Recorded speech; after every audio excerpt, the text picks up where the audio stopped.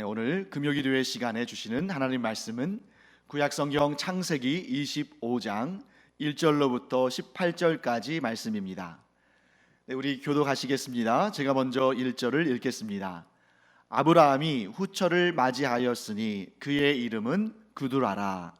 그가 시므론과 욕산과 무단과 미디안과 이스박과 수아를 낳고 욕산은 스바와 드단을 낳았으며 드단의 자손은 아수르 족속과 루두시 족속과 루미 족속이며 미디안의 아들은 에바와 에벨과 한옥과 아비다와 엘다니 다 그두라의 자손이었더라.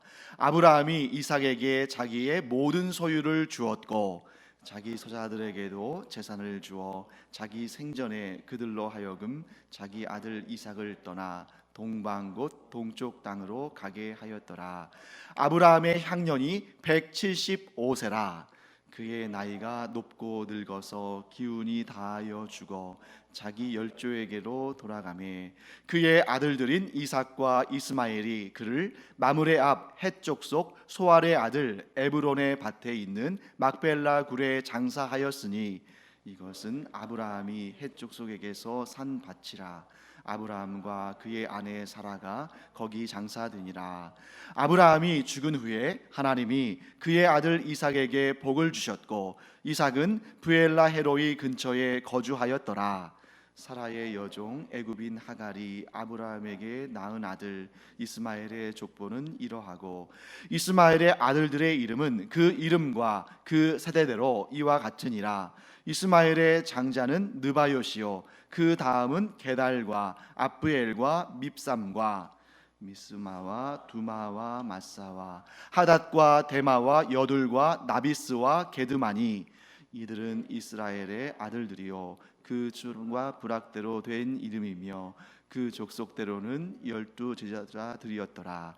이스마엘은 향년이 137세에 기운이 다하여 죽어 자기 백성에게로 돌아갔고 그 자손들은 하윌라에서부터 아수르로 통하는 애굽왕 술까지 이르러 그 모든 형제의 맞은편에 거주하였더라.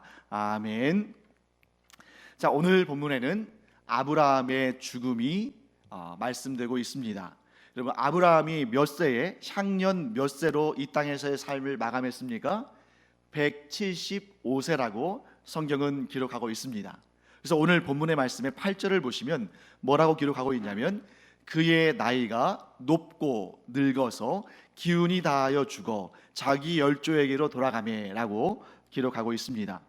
그래서 이 문장을 딱 이렇게 읽어보실 때에 좀 특이하지 않습니까?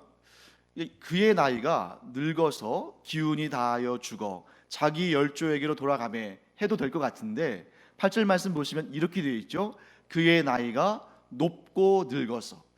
나이가 높고 늙었다는 게 뭘까? 그러니까 나이가 많다는 뜻이라는 것을 대략 짐작할 수는 있겠죠. 근데 제가 이제 이 구절을 읽으면서 좀 특이하다.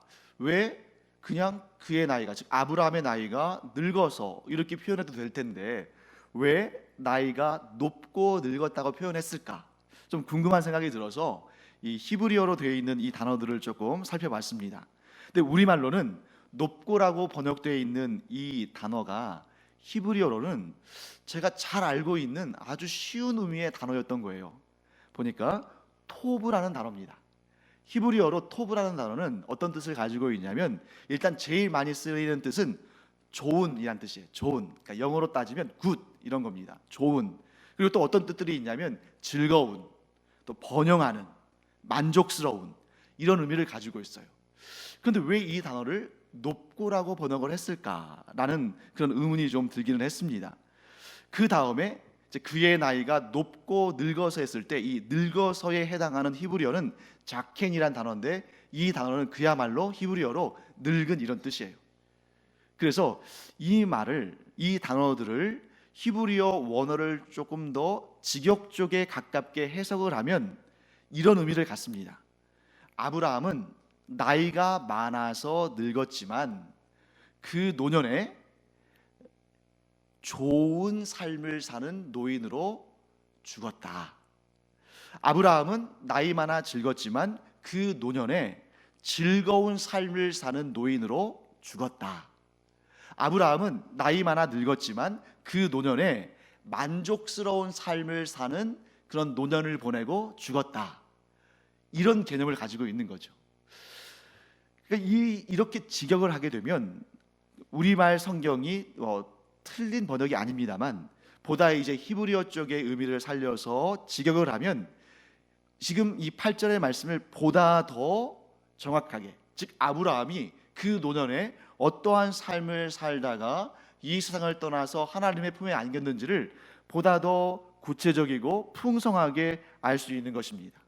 그러니까 뭐냐면 아브라함은 그저 오래 살다가, 장수의 복을 누린 거죠. 오래 살다가 그냥 죽어서 하나님의 품에 안겼다, 이런 뜻이라기보다는 아브라함은 그 노년에도 점점 더 형통한 삶을, 점점 더 좋은 삶을, 점점 더 만족스러운 삶을, 점점 더 풍요로운 삶을 살다가 생을 마감하고 하나님의 품에 안겼다, 이렇게 보다 좀 또 정확하고 풍성한 의미를 우리가 깨달을 수 있습니다.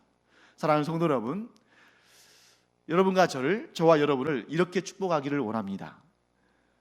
우리가 노년으로 가면 갈수록 더 감사의 고백이 넘쳐나고, 우리가 나이 들어 늙으면 늙을수록 더 만족스럽고, 우리의 생이 지나면 지날수록 더 기쁨과 은혜가 충만한 그런 삶을 살기를 간절히 축원합니다. 사람들이 볼 때 아브라함이 복된 사람이라는 것은 누구나 인정을 했을 거예요. 왜냐하면 성경의 기록들을 보면 아브라함이 어느 정도 부자가 아니라 거부였습니다. 매우 많은 소유를 가진 부자였습니다. 그러니까 하나님을 경외하지 않는 사람들, 눈에 보이는 것, 손에 만져지는 것만 인정하는 사람들이 보기에도 아브라함은 매우 복 있는 사람이었어요. 하지만 저는 분명히 이렇게 생각합니다. 아브라함을 그 노년의 삶을 살 때에 그 나이가 들면 들수록, 그가 인생의 경륜이 많아지면 많아질수록 그를 더 행복하게 만들고, 그를 더 좋게 만들고, 그를 더 만족스럽게 만들었던 것은 사실은 눈에 보이고 손에 만져지는 물질적인 것들이 아니었다라고 저는 생각합니다.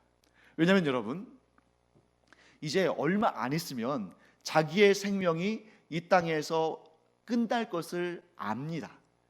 모든 사람들이 경험하지 않고도 아는 유일한 사실이 있죠. 언젠가는 죽는다는 거 아니겠습니까? 그러니까 나이 들면 죽는 거잖아요.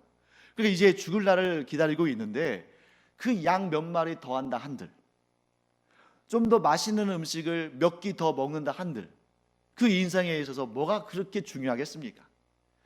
나이 어렸을 때는 밥 한 그릇 가지고도 싸우죠. 그렇지만 이제 죽을 날이 얼마 남지 않았으면 그 밥 한 그릇 더 먹는다고 해서, 더 비싼 레스토랑에서 음식을, 더 고급스러운 음식을 먹는다고 해서, 더 값비싼 차를 타고 또 더 좋은 집에 산다고 해서 얼마나 만족감을 주겠습니까? 그래서 오늘 이 본문에서 아브라함이 그 노년에 나이가 많았음에도 불구하고 더욱 만족스러운, 더욱 좋은 삶을 살았다는 것은 그에게 눈에 보이고 손에 만져지는 재산적인 가치들이 많아져서라기보다는 눈에 보이지 않는 가치들, 손에 만져지지 않는 좋은 것들이 그의 삶 가운데 더 풍성하게 일어났다는 것을 의미한다고 저는 생각합니다. 사랑하는 성도 여러분, 여러분과 제가 물론 눈에 보이고 손에 만져지는 좋은 것들을 많이 얻는 이런 복도 누리시기를 간절히 축원합니다. 하지만 그보다는 믿음 없는 사람들 눈에는 보이지 않고, 신앙생활을 하지 않는 사람들에게는 만져지지 않지만 우리만 아는 그런 비밀스러운 복락들이 있죠.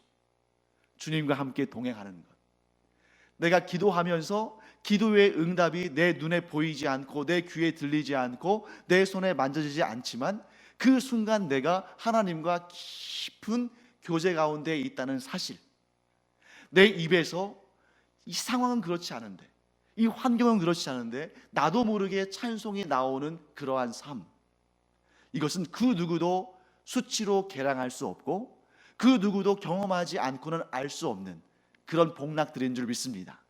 우리 안에 아무리 노력해도 노력으로 얻을 수 없는, 아무리 많은 돈을 지급해도 돈으로 살 수 없는 이러한 눈에 보이지도 않고 귀에 들리지도 않고 손에 잡히지도 않지만 하나님과 나 사이에 은밀하게 나누고 누리는 이러한 복락들이 차고 넘치는 은혜가 있기를 간절히 축원합니다. 그런 복락들로 우리 안이 차고 넘치면 분명히 우리의 삶의 하루하루가 지나면 지날수록, 우리의 삶의 연수가 1년 2년 지나면 지날수록 우리의 삶의 행복과 만족은 더욱 커질 줄 믿습니다. 이게 바로 아브라함의 삶이었다 하는 것입니다. 그래서 제가 이제 자료를 쭉 찾다 보니까 아브라함의 이러한 삶에 대해서 아주 참 좋은 그러한 인사이트를 가진 학자의 글이 있어서 제가 이거는 우리 성도들한테 소개하면 좋겠다 해가지고 이렇게 좀 발췌한 내용이 있는데요, 마이어라는 학자의 글입니다. 그가 아브라함이라는 제목의 책을 썼는데, 아브라함이 어떻게 이렇게 아름답고 복된 만족스러운 삶을 살 수 있었을까? 그가 노년에 이르러서도 더욱더 행복하고 더욱 만족스러운 삶을 살 수 있었을까? 라는 것을 연구하면서 그가 어떤 결론을 내렸냐면, 아브라함의 삶은 믿음의 열매를 맺는 삶이었다.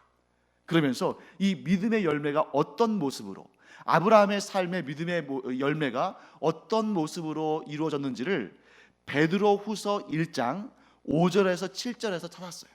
그래서 그 말씀을 우리가 한번 함께 읽어보면 좋을 것 같습니다. 신약성경 베드로후서 1장 5절에서 7절 말씀, 우리 자막에도 있죠. 함께 읽어보겠습니다. 너희가 더욱 힘써 너희 믿음의 덕을, 덕의 지식을, 지식의 절제를, 절제의 인내를, 인내의 경건을, 경건의 형제 우애를, 형제 우애의 사랑을 더하라. 우리 한 번만 더 읽어볼까요? 그러므로 너희가 더욱 힘써 너희 믿음의 덕을, 덕의 지식을, 지식의 절제를, 절제의 인내를, 인내의 경건을, 경건의 형제 우애를, 형제 우애의 사랑을 더하라. 이 말씀 속에서 우리가 아주 중요한 원리를 찾을 수 있습니다. 여러분, 우리가 아브라함 하면 제일 먼저 떠오르는 단어가 뭡니까? 믿음이잖아요. 그래서 아브라함 하면 믿음의 조상이라는 그런 제목을 우리가 갖게 되죠. 그런데 이 마이어의 주장에 따르면 아브라함은 믿음의 조상이지만 결코 믿음으로만 머무르지 않았다는 겁니다. 그러니까 아브라함이 그의 인생을 살면서, 자, 아브라함이 가나안 땅에서 믿음의 조상으로 몇 년을 살았을까요? 자, 아브라함이 갈대아 우르에서 살 때에 75세에 하나님의 부르심을 받았습니다. 그리고 오늘 본문의 말씀을 보면 향년 175세에 하나님의 부르심을 받았습니다. 그러면 그의 나이가, 그가 가나안 땅에서 믿음의 조상으로 몇 년을 산 거예요? 100년을 살았죠. 그런데 이 100년의 삶 동안에 아브라함의 삶에는 믿음만 있었던 것이 아니라는 거죠. 아브라함의 삶 가운데는 무엇이 있는 것입니까? 믿음 위에 더하는 삶을 살았다는 겁니다.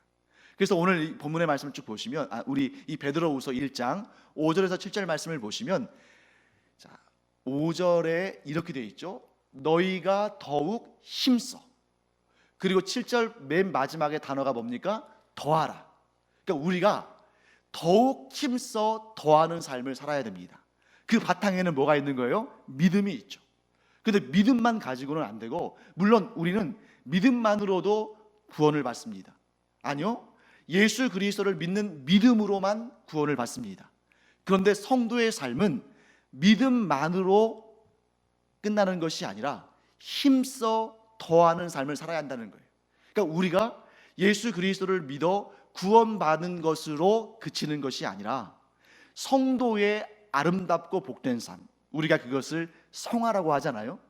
성도는 끊임없이 그 믿음 위에 성화의 노력을 더해야 한다는 것입니다. 그러면 어떤 노력이 필요한가? 베드로후서 1장 5절에서 7절이 말씀하고 있죠. 우리 믿음에 덕을 더해야 한다는 것이죠.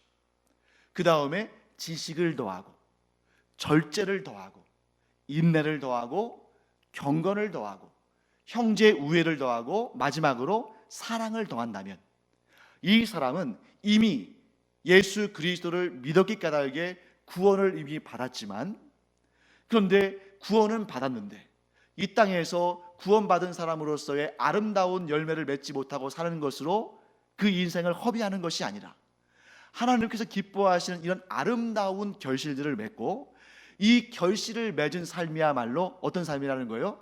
더 만족스러운. 아까 우리가 이 아브라함의 삶을 설명하는 히브리어 단어 보았죠? 토브. 더 좋은 삶, 더 만족스러운 삶, 더 번영하는 삶, 이러한 더 행복한 삶을 사는 비결이 여기에 있다는 것입니다. 사랑하는 성도 여러분, 우리도 아브라함의 뒤를 따라 우리가 아브라함의 믿음을 가진 줄 믿습니다. 그런데 아브라함의 믿음을 가진 것으로 그치는 것이 아니라 그 위에 덕을 쌓고 하나님을 아는 지식을 쌓고 절제를 쌓고 인내를 쌓고 형제 우애를 쌓고 사랑을 쌓음으로 말미암아, 그래, 작년보다 올해 내 삶이 더욱 풍성해진 것 같다, 어제보다 오늘의 삶이 더 만족스러운 것 같다, 이런 삶을 살아가는 우리가 되기를 간절히 축원합니다. 자, 그 다음에 이제 우리 그 다음 내용도 이제 시간이 많지 않으니까 쭉 나아가도록 하겠습니다. 자, 방금 전에 이 베드로후서 1장 5절에서 7절 우리가 읽었죠. 거기에서 맨 마지막에 쌓은 것이 무엇인지 혹시 아십니까? 형제 우애 다음에 뭐가 있었죠? 사랑이었죠. 그러니까 우리가 아브라함이 믿음의 토대 위에 아름다운 것들을 쌓아가는데 그 최종 결정판이 뭐예요? 사랑이었죠. 그러니까 아브라함은 그 인생의 삶이 더하면 더할수록, 연수가 더하면 더할수록 무엇이 더 풍성해지는 삶을 살았었겠습니까? 사랑이 더 풍성해지는 삶을 살았겠죠. 그래서 오늘 그 내용이 등장합니다. 자, 아브라함이 5절 말씀을 보시면 아브라함이 이삭에게 자기 모든 소유를 주었고, 6절에 가면은 자기 서자들에게도 재산을 주어 자기 생전에 그들로 하여금 자기 아들 이삭을 떠나 동방 곧 동쪽 땅으로 가게 하였더라, 이렇게 기록되어 있습니다. 그런데 여러분, 자세히 이 5절과 6절을 읽어보면 뭔가 좀 이상한 게 보일 수 있어요. 이거 좀 이상하다. 왜냐하면 5절에서 아브라함이 이삭에게 자기의 모든 소유를 주었고 이렇게 말씀하고 있죠. 근데 그 다음 절 6절에 가면 자기 서자들에게도 재산을 주어, 이렇게 되어 있어요. 그럼 사실 이게 시간적인 순서로 본다면 말이 안 맞는 거예요. 왜냐하면 이삭에게 아브라함이 모든 걸 줬습니다. 그 모든 걸 줬다는 것은 다 줬다는 거잖아요. 그런데 그 다음에 또 자기 서자들에게도 재산을 줬다는 거예요. 말이 안 맞지 않습니까? 성경은 여러분 항상 시간적인 순서에 따라 기록하는 것이 아닙니다. 어떤 경우에는 시간 순서와 좀 이렇게 바뀐 것들을 보게 돼요. 그래서 왜 그랬을까? 어떻게 해야 이 말씀이 논리적으로 맞는가? 이렇게 해야 맞습니다. 6절이 먼저 있었던 사건이고 그 다음에 5절이 그 다음에 있는 사건인 거예요. 즉 아브라함이 아직 자기의 재산을 자기 스스로 관리하고 있을 때, 자기가 재산권을 가지고 있을 때 먼저 이삭이 아니라 누구에게? 자기의 서자들에게 적절하게 재산을 분배해 준 겁니다. 이들도 먹고 사는데 전혀 지장이 없도록 풍성하게 재산을 배분해 줬어요. 그런데 이 배분을 할 때 그냥 대충 집어준 게 아니라 아브라함이 아주 면밀하게 계산해서 줬겠죠.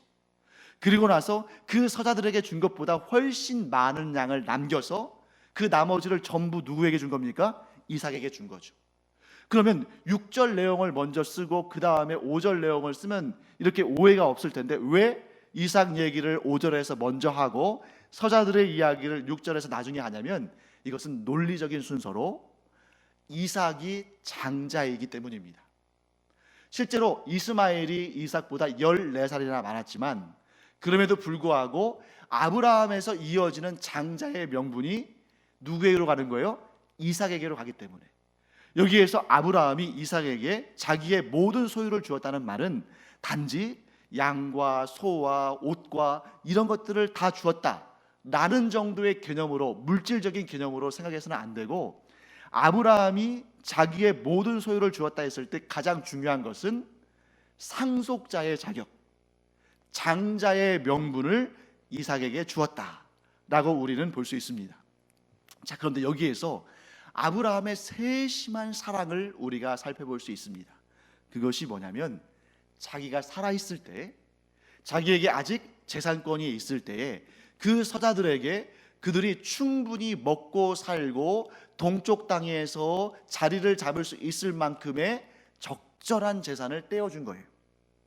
만일 아브라함이 이와 같은 조치를 하지 않았다면, 그래서 이들에게 섭섭하게 대했다면, 재산을 충분히 주지 않았다면, 동쪽 땅으로 동방으로 이들이 자립할 수 있도록 분가시키지 않았다면 어떤 일이 발생했을까요? 아마 재산권을 놓고 오늘날도 형제 자매들 사이에 법정에서 제일 무섭게 싸우는 사람들이 상속재산 가지고 싸우는 사람들이잖아요. 그러니까 아브라함이 죽으면 지금 얼마나 밀리는 형국입니까? 이 앞에 나오는 그두라의 소생들 나오잖아요. 아브라함이 후처를 얻었는데 그 후처의 이름이 그두라인데 그가 6명의 아들을 낳았습니다. 그리고 그 아들들이 또 자식들을 많이 낳았어요. 이스마엘은 무려 12명이나 되는 아들들을 낳았습니다. 그런데 지금 이 상황에서 이삭은 몇 명의 아들이 있을까요? 자, 성경을 보시면 이삭의 아들들에 대한 이야기는 그 다음에 나옵니다만 성경은 항상 시간 순서로 되어 있는 것이 아니라고 말씀드렸죠. 산수를 한번 해볼까요? 자, 이삭은 40세에 결혼을 했습니다. 그런데 하나님의 약속을 받은 다음에 사라가 아들을 얻을 것이라는 약속을 받은 다음에 몇 년을 기다렸죠? 사라는 25년을 기다렸어요. 그런데 이삭의 아내 리브가는 20년을 기다렸습니다. 못지않게 기다린 거죠. 그러니까 이삭이 40세에 결혼한 다음에 야곱과 에서와 야곱 쌍둥이 형제를 얻은 게 60세예요. 그러면 이삭이 리브가를 통해서 야곱과 에서와 야곱 쌍둥이 형제를 얻은 것은 아브라함이 몇 세 때인 것입니까? 160세 때죠. 그러니까 아브라함이 175세에 죽었으니까 이 장례식장에 와 있는 아브라함의 손주, 즉 야곱과 에서는 몇 살입니까? 15세죠. 미성년자들이에요. 그래서 지금 이 아브라함의 아들들이 쭉 장례식장에 와 있을 겁니다. 이스마엘은 이미 89세쯤 됐겠네요. 왜냐하면 지금 현재 이삭이 75세니까, 그렇죠, 100세 얻었으니까 이삭보다 이스마엘이 14살 많으니까 89세쯤 된 거죠. 그러니까 지금 이스마엘은 자기의 12명의 아들들, 거기에다 또 그 아들들이 자식들을 낳아서 수십 명 혹은 100명이 넘는 무리를 이끌고 온 겁니다. 또 그 아브라함이 그 말년에 얻었던 후처 그두라의 소생들도 아들만 6명, 또 그 아들들이 또 자식들을 낳지 않았겠습니까? 그러니까 거기도 최소한 수십 명의 사람들이 왔을 거예요. 수백 명 넘는 사람들, 수십 명의 사람들이 무리를 지어 왔습니다. 그런데 이삭의 가족은 몇 명이에요? 4명. 이삭과 리브가, 또 15살 된 쌍둥이 아들들, 딱 4명입니다. 그러니 만약에 아브라함이 자식들을 진실로 사랑하는 마음으로 지혜롭게 판단하지 않았다면 그 좁은 가나안 땅 안에서 이삭과 리브가와 또 야곱과 에서는 죽었을지도 몰라요. 재산을 욕심내서. 아버지 아브라함이 없으니까. 자, 이삭이 뭐라고 우리보다 더 뛰어나냐? 왜 우리보다 더 많은 재산을 갖고 장자의 명분을 갖느냐 하면서 그를 제거하려고 했을지도 있죠. 하지만 아브라함은 그 아들들을 두루두루 사랑했습니다. 비록 서자라 할지라도 그가 먼 곳에 가서 그 가정을 이루고 또 나아가서 나중에는 민족을 이룰 만큼 그런 탄탄한 기반을 주어서 보냈다고 우리는 볼 수 있는 것이죠. 이렇게 질서를 지어주니까 이삭도 살아나고 그 서자들도 살아났습니다. 무엇보다 아브라함 안에는 어떤 사랑이 있었냐면 하나님에 대한 사랑이 있었어요. 하나님께 받은 약속이 있지 않습니까? 이삭을 너의 상속자로 삼고 이삭을 통해서 큰 민족을 이루게 하리라. 이 하나님과의 약속을 지키기 위해서 이삭을 보호하고 또 형제들끼리 싸우지 아니하고 우애할 수 있도록 그들에게 적절한 재산을 나눠주는 그러한 아주 지혜로운 방법을 통해서 자식들을 사랑으로 돌본 것입니다. 자, 그 다음에 마지막으로 제가 이제 한 가지만 더 살펴보겠습니다. 우리 이삭의 심정을 한번 생각해 보기 바랍니다. 이삭의 마음. 자, 이삭이 어렸을 때부터 아브라함을 통해서 사라를 통해서 계속 들었을 거예요. 하나님께서 너를 택하셨다. 너는 하나님의 약속의 아들이고 하나님께서 너를 통해서 큰 민족을 이루게 하시고 이 민족을 통해서 열방이 복을 얻게 하시겠다고 약속하셨다. 너를 통해서 큰 민족이 나오고 그 민족이 열방을 복되게 할 것이다. 이런 얘기를 분명히 듣고 자랐을 겁니다. 그런데 자기의 사랑하는 어머니도 이미 돌아가셨고 자기의 사랑하는 아버지도 이제 돌아가셔서 그 장례식장 앞에 서 있습니다. 그런데 방금 전에 말씀드린 것처럼 베다른 형제 이스마엘은 아마도 100명 넘는 사람들을 대동하고 와서 큰 무리를 지어 옆에 서 있고 또 이제 아브라함의 말년에 얻은 후처 그두라의 소생들도 수십 명의 사람들이 와서 그 옆에 진을 치고 있습니다. 그런데 정작 아브라함의 상속자요, 아브라함의 장자요, 아브라함의 씨라고 일컬음을 받은 이삭은 달랑 4명, 그것도 자기와 리브가 부부 15살 된 쌍둥이 형제, 며느리도 없는 거죠. 정말로 초라해 보였을 겁니다. 하지만 이삭은 굉장히 좋은 믿음의 유산을 받은 것이 드러납니다. 여러분, 이 시간 리브가를 통해서 에서와 야곱을 낳을 때까지 20년을 기다렸는데 그 시간 동안 하나님께서 인내하는 법을 가르쳐 주신 것이죠. 또한 눈앞에 보이는 이스마엘의 자손들, 눈앞에 보이는 그두라의 소상들을 보면서도 그 가운데서도 하나님을 향한 믿음을 잃지 않는, 믿음을 놓지 않는 그러한 하나님을 향한 지식을 갖게 되고 또 그 가운데 하나님을 향한 믿음이 더 굳어지는 그런 시간들을 또 갖고 배우고 있다는 것을 알 수 있습니다. 자, 그걸 어떻게 알 수 있냐면 우리가 믿음의 선배들이 있다는 게 얼마나 중요한가, 믿음의 조상들이 있다는 게 얼마나 중요한가를 알게 되는데 그 이유는 믿음의 선배들의, 믿음의 조상들의 그 믿음의 발자취를 따라서 우리가 선한 믿음의 길을 걷기도 하지만 동시에 이 믿음의 선배들과 믿음의 조상들의 잘못된 행실들을 보고 그 똑같은 실수를 반복하지 않기 위해서 절제하고 인내하면서 보다 더 믿음이 발전하고 진보할 수 있다는 것이죠. 그래서 믿음의 발걸음을 더 앞으로 나아갈 수 있다는 겁니다. 자, 어떻게 알 수 있냐면 아까 제가 말씀드렸을 때 아브라함과 사라는 하나님께서 아들을 주실 것을 약속받고도 25년을 기다렸습니다. 그리고 이삭과 리브가도 분명히 결혼한 다음에 하나님께서 자식을 주실 것을, 아들을 주실 것을 믿었겠죠. 왜?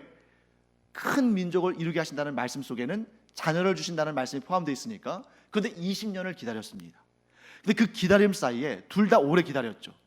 그런데 아브라함과 사라는 하나님께서 약속하신 아들을 더디 주신다고 생각하고 혹시 안 주실 수도 있으니까 한번 우리의 이 가문을 이어갈 사람을 찾아보자 해서 처음에는 집에서 길리운 종 엘리에셀을 상속자로 삼으려는 시도를 했습니다. 하나님께서 거절하셨죠. 그 다음에는 하갈과 사이에서 낳은 아들인 이스마엘을 상속자로 삼으려 했습니다. 그러나 그것도 하나님께서 거절하셨습니다. 그런데 여러분, 이런 믿음의 실패를 보고 듣고 자란 이삭은 그 실패를 딛고 일어섰습니다. 그래서 이삭 역시 결혼 후에 20년간이나 리브가가 임신하지 못하는 인내의 시간을 거쳤지만 그는 인간적인 방법으로 인간적인 카드를 사용하지 않고 어떻게 했냐면, 우리가 다음 시간에 볼 본문입니다만 창세기 25장 27절에 이렇게 말씀하고 있습니다. 우리 창세기 25장 21절을 한번 같이 읽어볼까요? 함께 읽겠습니다. 이삭이 그의 아내가 임신하지 못하므로 그를 위하여 여호와께 간구하매 여호와께서 그의 간구를 들으셨으므로 그의 아내 리브가가 임신하였더니. 자, 아브라함과 사라는 믿음의 조상들이지만 그들은 이런 실수를 범한 적이 있었죠. 하나님께서 안 주시는 것 같으니까 우리가 한번 후손을 얻어보자 해서 인간적인 방법을 사용한 적도 있었습니다. 하지만 이삭은 어떻습니까? 그 믿음의 부모, 믿음의 조상, 믿음의 선배의 실패를 딛고 일어서서, 그래, 여기서 내가 인내해야 돼. 하나님께서 분명히 하나님의 때에 약속의 아들을 주실 거야 하는 그런 믿음을 가지고 무엇을 했습니까? 여호와께 기도하며 간구했습니다. 그랬더니 여호와 하나님께서 가장 좋은 때에, 물론 20년이나 기다렸지만 그러나 그 기다린 시간이 오히려 이 이삭과 리브가에게는 가장 좋은 때였습니다. 왜냐하면 그 20년이 그냥 흘러간 시간이 아니라 그 시간 동안에 우리가 아까 읽었던 그 믿음 위에 쌓아가는 하나님을 향한 지식과 인내와 절제와 이런 참으로 아름답고 복된 믿음 위에 쌓여져 가는 아름다운 열매들을 하나님께서 그 20년의 기간 동안에 주신 것이죠. 사랑하는 성도 여러분, 오늘도 이 금요 기도의 시간에 우리는 아주 간절한 기도의 제목들을 들고 하나님 앞으로 나아옵니다. 어떤 기도의 제목은 20년이 아니라 30년, 40년이 된 것이 있을 수 있습니다. 어떤 기도 제목은 기도하자마자 응답되는 것도 있지만 반면에 어떤 기도 제목들은 10년, 20년, 30년이 지나도 응답되지 않은 것처럼 보여지는 것이 있을 수 있습니다. 그러나 여러분, 일단 내가 보기에는 그 기도의 응답이 이루어지지 않은 것처럼 보여서 마음이 너무 울적하지만 그 시간이 버려지는 시간이 아니다. 아브라함과 사라에게 있어서 그 25년의 기다림의 시간, 이삭과 리브가에 있어서 그 20년의 기다리는 시간이, 물론 그 기다림의 끝에 하나님께서 약속하신 아들을 주셨습니다만 그것만 주신 것이 아니라 그 20년의 시간 동안에 너무나 존귀한 것들을 하나님께서 많이 부어주셨다는 것을 우리는 알아야 됩니다. 사랑하는 성도 여러분, 일단 무엇보다 하나님 앞에 간절히 기도하는 것 자체가 우리에게는 너무 소중한 것이고, 그 시간 동안에 하나님께 우리의 무릎으로, 우리의 기도의 골방에서 한 걸음 한 걸음 더 간절하게 하나님 앞으로 나아갔다는 것 자체가 얼마나 소중한 것인가. 뿐만 아니라 인내를 주시고 절제를 주시고 그 시간 동안에 하나님을 아는 지식을 주시고 또한 형제의 우애와 사랑의 마음을 주시는 이런 시간들이 우리에게는 참으로 복된 시간들이다 하는 믿음의 고백이 우리 안에 있기를 간절히 축복합니다. 하나님께서 때가 참에 가장 좋은 때에 우리가 간절히 드리는 기도에 대해서 풍성한 은혜의 응답들을 주실 줄을 믿습니다.